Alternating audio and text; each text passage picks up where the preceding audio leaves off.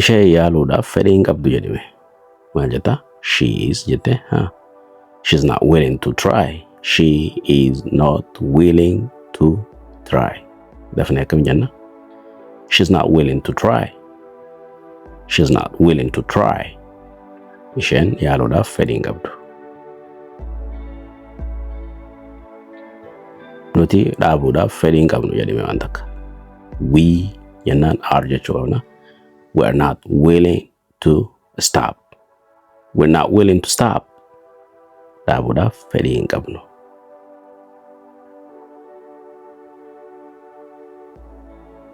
Fakkeenyaaf inni dubbachuuf fedhii hin qabu jedhame. He's not willing to speak. He is not willing to speak jedhu. He's not willing to speak. Yookiin immoo anummaan dubbachuun fedhu jijjiiruu feete I jette am jetta. Immoo naati itti fiddaa jechuudha. I'm not willing to speak. Yoon akkana jedhamaa jechuudha. We are not willing to agree. Walii galuudhaaf fedhii hin qabnu jechuu jira jechuudha. So waan baay'ee jechuu dandeenya jechuudha. Kuni fakkeenya muraasa. Isin immoo kanarra dhaabbachuudhaan haasawa waan fedhii hin qabne takka ibsachuu barbaadan akkasii jettu jechuudha. Amma asirratti kalaallee waa'ee fedhii akka hin qabneeti. Fedhii qabaachuu keenya ibsuu yoo barbaanne faallaasanii akkam ibsina? Naatii keessaa baasuudhaan fakkeenyaaf I'm willing ani fedhii qabaa. I'm willing to help gargaaruuf fedhii qabaa.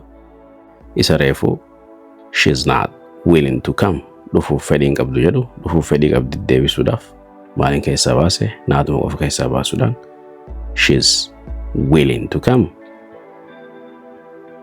Okay? They are willing to work. Isaan hojjechuu fedhan. Kana negatiiva deebisuu feete they are not willing to work. Hojjechuuf fedhii qabutti jijjiirra jechuudha. So garaagarummaan isaa nootii jidduu baasuu fi itti deebisuudha jechuudha. Okay? Amma gaafiin isinii kannaa jechuudha. Gaafiin pozitiivaan jechuudha. I'm willing to help yoon jedhe negatiivatti akkamitti deebise I'm willing to help ka jettu hiikni isaa ani gargaaruuf fedhii qaba jechuudha. So akkamitti nan gargaaruuf fedhii hin qabat ani gargaaruuf fedhii hin qabutti deebisuu danda'a. Maalin jedha? I'm not willing to help. Akkas jettanii deebistan argattanii jettan. Fakkeenyaaf he is willing to learn yookiin immoo he's willing to learn. Inni barachuuf fedhii hin qabutti jijjiiruu barbaanne akkam jenna? Deebistanii katumuraa she is willing to come yoo jedhe nam tokko pozitiivaan jechuudha. Isa kana akkamiin negatiiva deebista? Isheen dhufuudhaaf fedhii hin qabdutti jijjiiruu barbaade she's not willing to come. Isheen dhufuuf fedhii hin qabdu jennaa jechuudha. So isin fakkeenyota kanarra dhaabbachuudhaan fakkeenya biraa waan biraa yeroo isin barbaachisetti akka isin barbaachisetti fayyadamuu dandeessu jechuudha. Barumsi keenya kanarraa isa kana fakkaata. Yeroo itti aantu barumsa biraa babbareedaadhaan hanga wal agarrutti like share gochuun dagatinaadha. Yoo haarawaa taatan immoo subscribe gochuun dagatinaadha. Have a great time. Bye bye for now.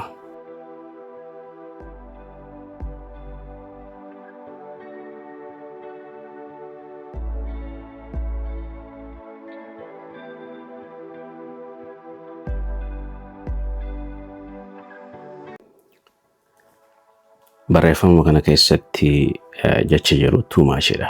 Okay? Maal jenne jalqaba irratti don't let people know. Namoonni akka beeku hin hayyaminiif jenne. Too much baay'ee jechuudha. About you waa'ee keetii jenne mire jecha too much jettu tana fayyadamne waan hedduu takka haasa'uu dandeenya jechuudha. Akkuma kanneen darbanii jechuudha. Too much jechuun maal jechuudha hiikni isaati baay'ee yookiin immoo haalaan jechuudha mire. Okay? Okay, it is too much yoon jedhe baay'eedha jechuutti hin jira jechuudha. Wanti wayii tokko baay'eedha jechuu ibsutti hin jira jechuudha. This is too much kuni baay'eedha jechuun danda'a jechuudha. It costs too much gatii guddaadha jechuun jira jechuudha. When I say it costs too much gatiinsa baay'ee guddaadha jechuutti hin jira jechuudha.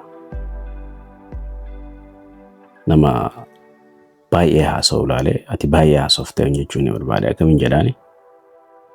You talk too much. You talk too much. Baay'ee haasofte jechuutti hin jira jechuudha. Okay? Ati baay'ee haasofta yookiin baay'ee dubbatta.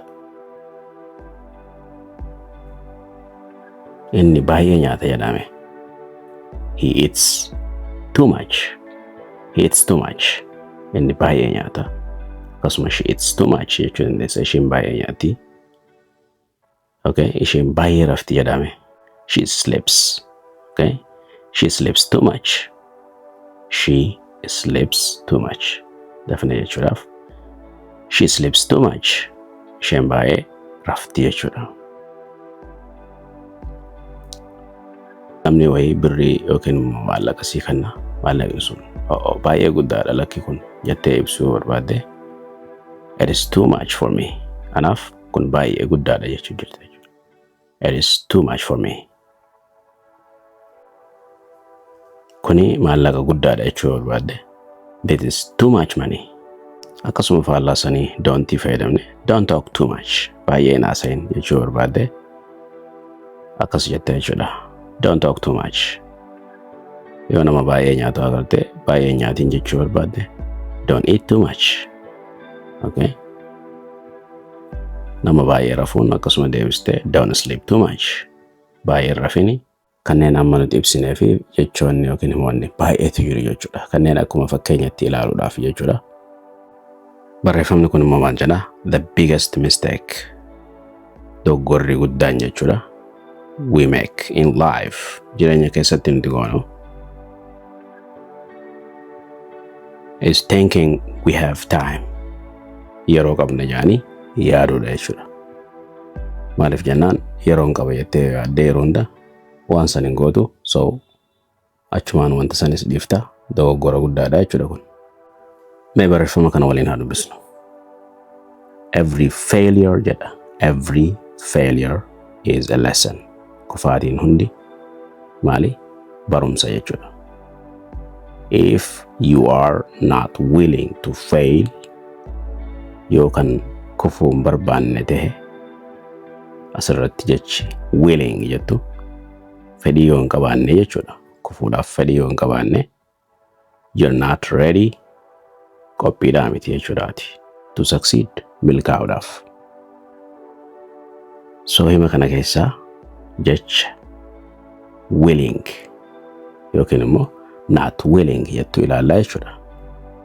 Haasawaa keessatti gahee guddaa taphatti. Haasawaa keessaafuu guyyaa guyyaa keessatti jechuudha.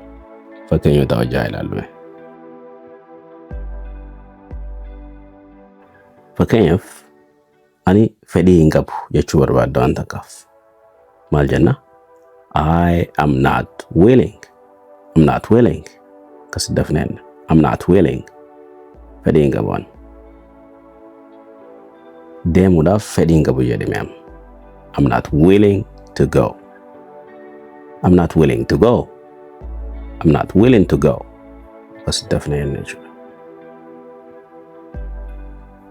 Inni gargaaruudhaaf fedhii hin qabu jedhame. He is not willing to help. He's not willing to help. Akkasi dafnee jennee jechuudha. Pronunciation is written. He's not. He is not. Kayyaddu waliif bunne. Contract goonee jechuudha. He's not willing to help.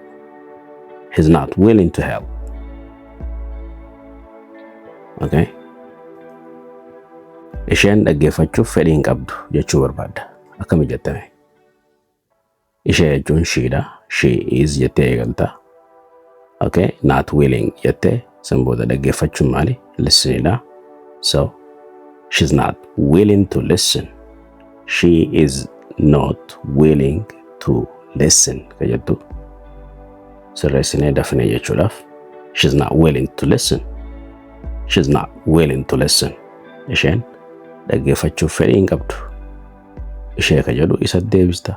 He godhuudhaan isaanitti deebisuudhaaf yoo feete they goota. They are not willing to listen. They yeroo ta'u easy jijjiiruudha jechuudha garaarii. They are not willing to listen. Isaan dhaggeeffachuuf fedhii hin qaban. Fakkeenyaaf isaan eeguudhaaf fedhiin qaban jechuu barbaade. They are not willing to wait. Wait jechuun eeguudhaaf. They're not willing to wait. They're not willing to wait. Isaan eeguudhaaf fedhiin qaban.